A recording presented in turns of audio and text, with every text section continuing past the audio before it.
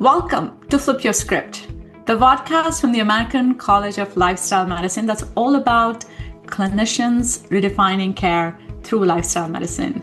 My name is Dr. Padmaja Patel, and I'm the current president of the American College of Lifestyle Medicine and serve as Chief Medical Officer for Nudge Health.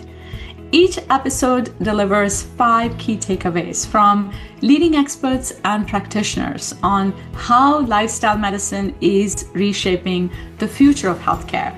Through practical strategies and real-world success stories, we empower you to make a lasting impact in your practice and beyond. In this episode, we are honored to be joined by Doctors Amy Comander and Urvi Shah. Dr. Amy Comander is a breast oncologist, lifestyle medicine leader, and medical director of the Mass General Brigham Cancer Institute in Waltham. She also directs its lifestyle medicine program and serves as an instructor at Harvard Medical School. Her work centers on improving the health and quality of life of breast cancer survivors through evidence-based lifestyle interventions. Amy co-founded the Paving the Path to Wellness program for breast cancer survivors and co-authored Paving Your Path Through Breast Cancer and Beyond. She made history as the first oncologist on the ACLM Board of Directors and the first to earn ACLM Fellow status. A passionate long-distance runner, she's completed 12 straight Boston marathons, training now for her 13th in support of cancer survivorship. Dr. Urvi Shah is a hematologist, oncologist, and physician scientist at Memorial Sloan Kettering Cancer Center, certified in lifestyle medicine. Her research focuses on how diet, metabolism, and the microbiome influence cancer risk and outcomes. She leads the Nutrivention trials, testing dietary interventions in more than 600 patients with cancer and precancer states. Results from her first trial, published in Cancer Discovery, showed that a high-fiber, plant-based diet can improve key cancer risk markers and potentially delay progression to myeloma. Welcome, Amy and Urvi. How are you all doing today?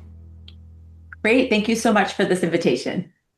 Thank you. Look forward to this discussion.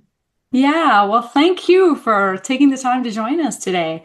So to start us off, could each of you share what first drew you to lifestyle medicine and how that path has shaped the way you now think about cancer prevention, treatment, and survivorship? I'm happy to jump in first. Such a great question. And I'll share my story. As you reviewed in the intro, I'm a breast oncologist at the Mass General Brigham Cancer Institute. And when I first started working at Mass General, gosh, now it's well over 10 years ago, I remember seeing a flyer at the hospital about a lifestyle medicine conference that was being held in Boston, sponsored by the Institute of Lifestyle Medicine and Harvard Medical School. And I looked at the agenda and it looked right up my alley with lots of talks about how to write an exercise prescription, the benefits of a plant-based diet, etc. And so I went to the conference because I blocked my schedule. I'm like, I'm going to go. And I sat there and thought, wow, these are the questions my patients are asking me all day long in clinic. And despite many, many years of medical training, I don't feel like I'm fully equipped to answer all their questions. I need to learn more about lifestyle medicine. And that was really my first intro. And I got really into it and was excited to collaborate with Dr. Beth Frates and others to bring these tools to breast cancer survivors and now other cancer survivors. So that's my quick story. Great. Thank you for sharing that. Urvi, what is your story? Thank you. That's amazing, Amy, what you've done in this period of time with it. So for me, I got into this actually during my hematology-oncology fellowship. At the end of my first year, I got diagnosed with Hodgkin's lymphoma. So I was here, an oncology fellow, but also a patient now. And that experience of going through 4 months of chemotherapy and having friends and family members suggesting foods to eat and avoid, and then me realizing that as a doctor, we don't really get much training in this, and I don't really know what I should be suggesting to myself or thinking about this. And so I just started reading about it more like a side hobby. I never thought I could ever make a career out of this. So in my fellowship, my research was focused more on epigenetics, genetics, immune therapies, and I moved to Memorial Sloan Kettering as an immunotherapy fellow.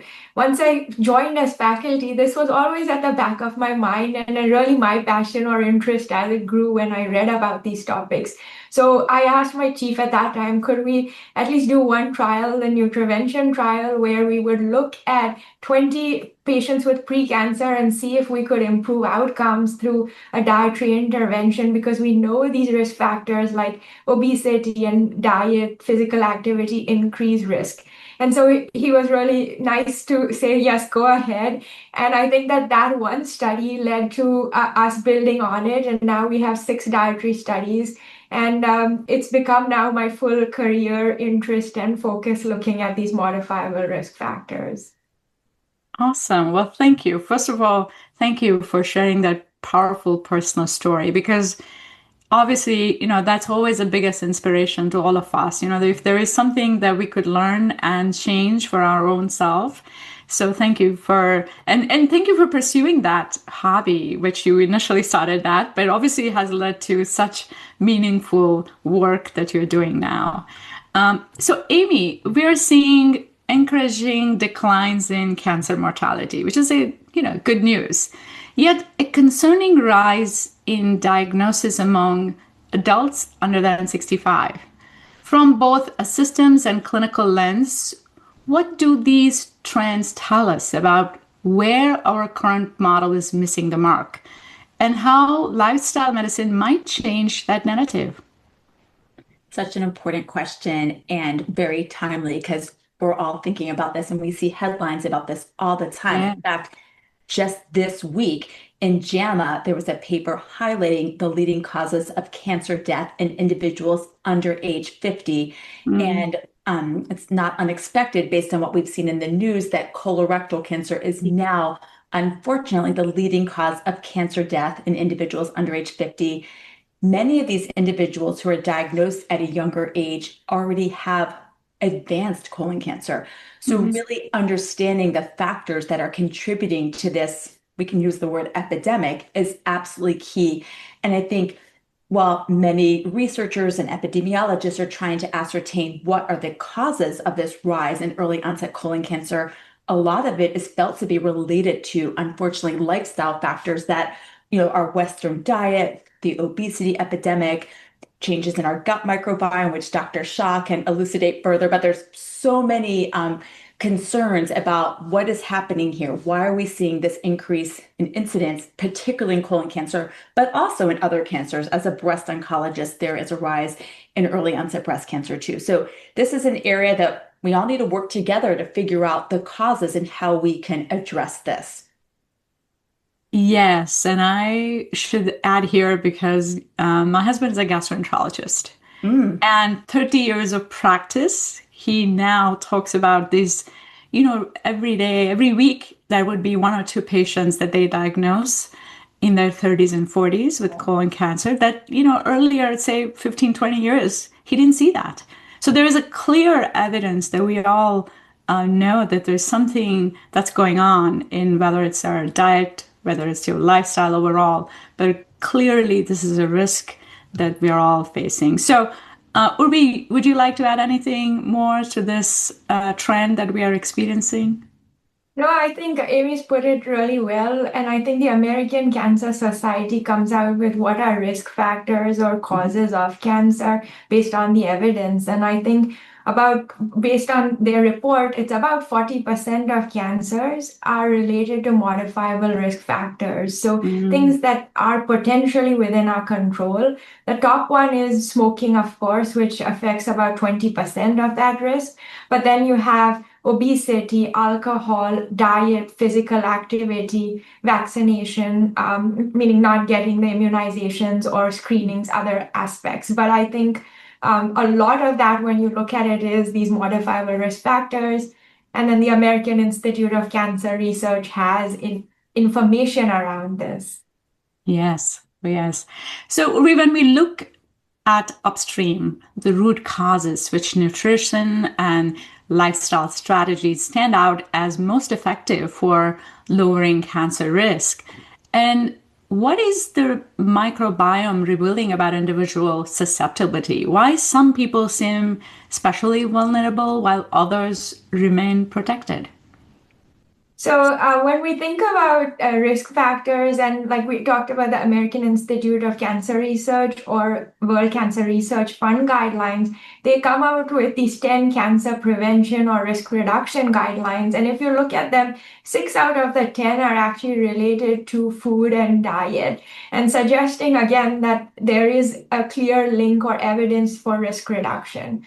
Amongst those guidelines, they do talk about that the evidence really points towards a plant-rich diet that is rich in fruits, vegetables, whole grains, beans, seeds, nuts, and reducing red and processed meat, alcohol, processed foods, sugary drinks, all of those aspects. Mm-hmm. What we know is that prior to the microbiome research, it was thought, okay, diet may affect this, but how does it affect it and what are the mechanisms was a little less clear. And I think that with the microbiome, we're just scratching the surface of this, and now we're starting to understand that the microbiome is very central to health and disease and plays a significant and very tightly connected to the immune health as well. So diet can affect the immune system through the microbiome and changes.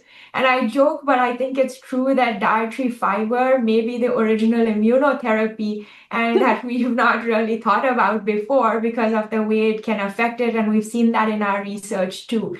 And the US population, less than 5% get enough dietary fiber.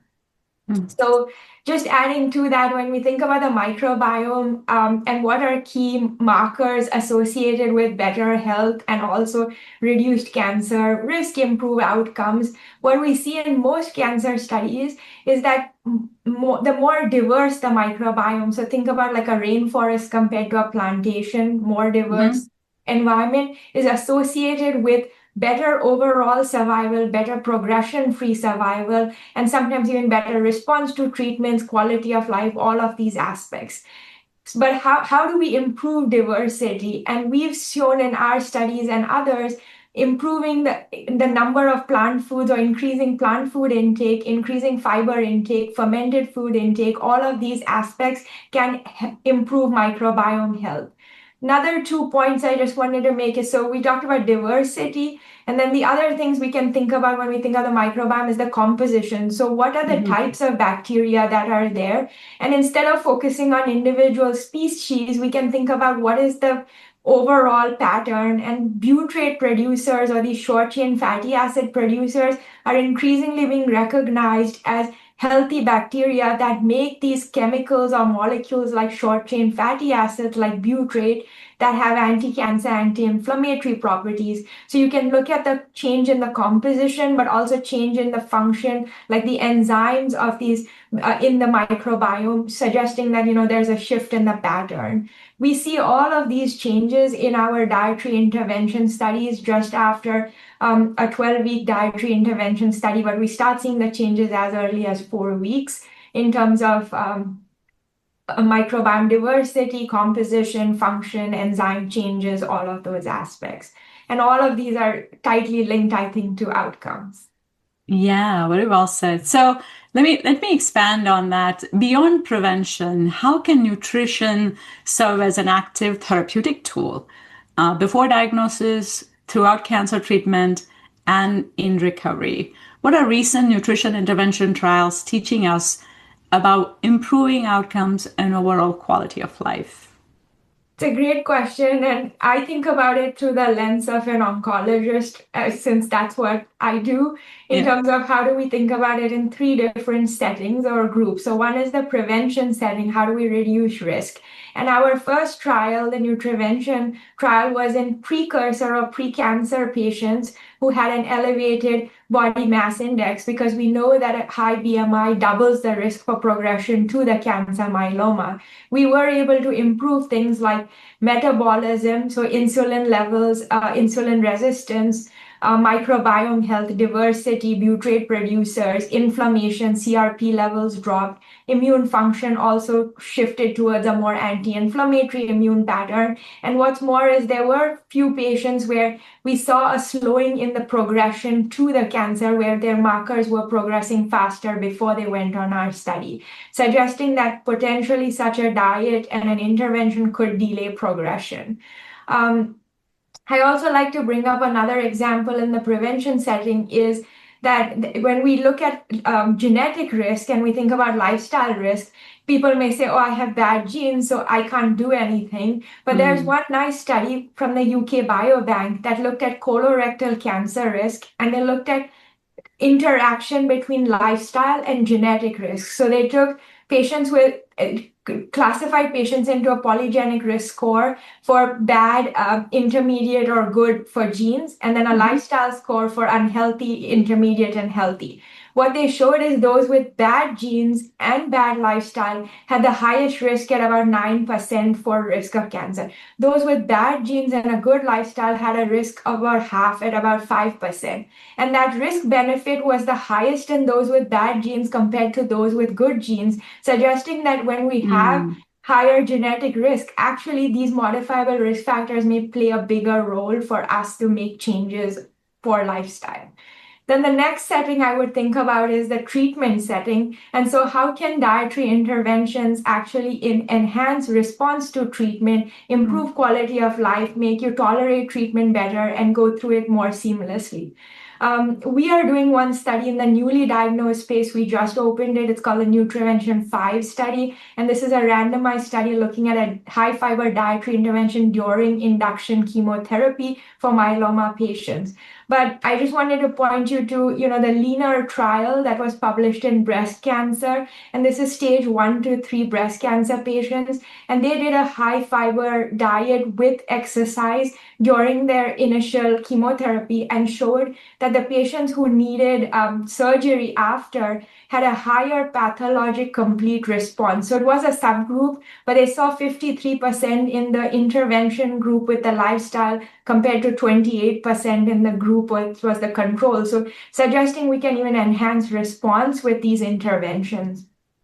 And then lastly, I would just think about the survivorship space. So like patients, can they live longer, improve outcomes? I already told you microbiome diversity is associated with better survival. And if we can improve diversity with diet, then potentially we can improve survival. We showed that in myeloma patients who are on maintenance therapy, those who had higher diversity, higher butyrate producers actually were more likely to be in complete remission. And complete remission is a clear marker of long-term survival, suggesting again this connection between diet, microbiome, and outcomes. And there's a nice study from looking at over 1,000 patients with metastatic colorectal cancer, and they had filled out one food frequency questionnaire to look at dietary patterns. In that study, they showed that those with the highest HPDI score, meaning the healthy plant-based diet index, compared to the lowest, had a 24% reduced risk of death and improved survival, suggesting even in metastatic situations, that diet and lifestyle could play a role. Of course, we have to think about like if it's really end stage and a patient, whether to, ask them to do all of these additional things versus not. So it needs to be individualized. But now that, stage 4 patients are also living so much longer, we need to think about these aspects at all stages of the disease. Great answer. Thank you. Amy, would you like to add anything that? Yes. First of all, Dr. Shah beautifully explained the power of the research she is doing and others to really elucidate the importance of nutrition for individuals when we're thinking about cancer risk reduction during treatment and survivorship. This is an emerging field, and I think thanks to her research and others, over the next 10 years, we're going to see so many more developments.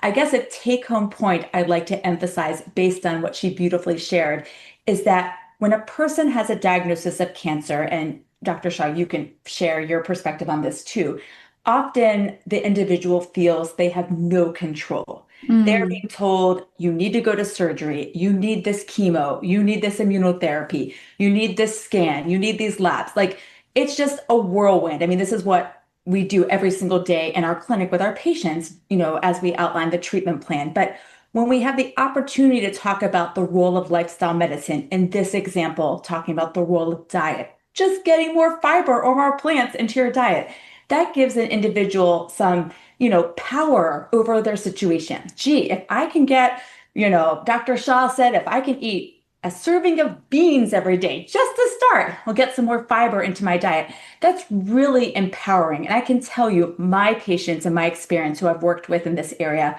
are like, thank you. I feel like there's something I can control as I'm going through cancer treatment. And that is truly a gift for our patients. And by the way, it's of course improving their health and their outcome. So it's a win-win for everyone. Great. Well, thank you. Thank you for adding that additional fact. So in closing, Amy, I would like to ask, as the survivor population continues to grow, how do you see lifestyle medicine informing long-term survivorship care?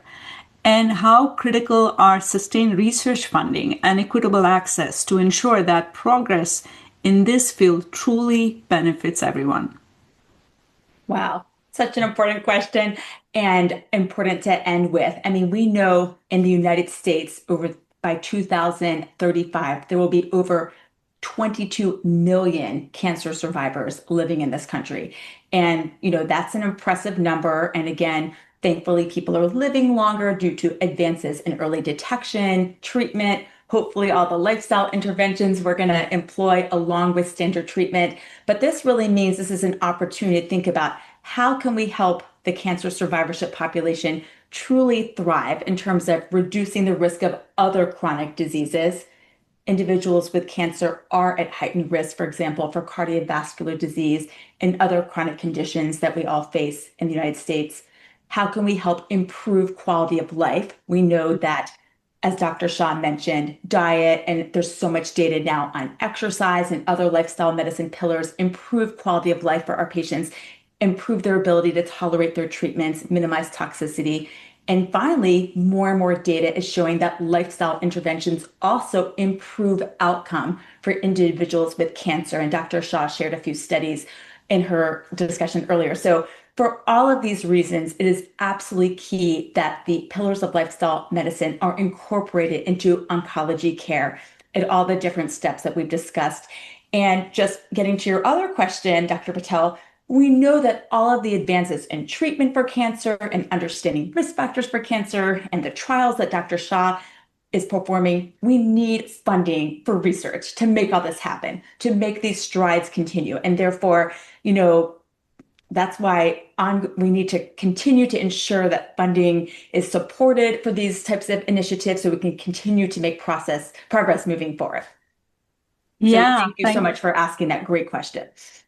Yeah, well, thank you. It just reminds me, at my Lifestyle Medicine Center, I had the privilege of, just because there were many oncologists who were asking the same questions, how do we support our patients? And patients were asking these questions about what changes do they need to make as they go through this treatment with cancer?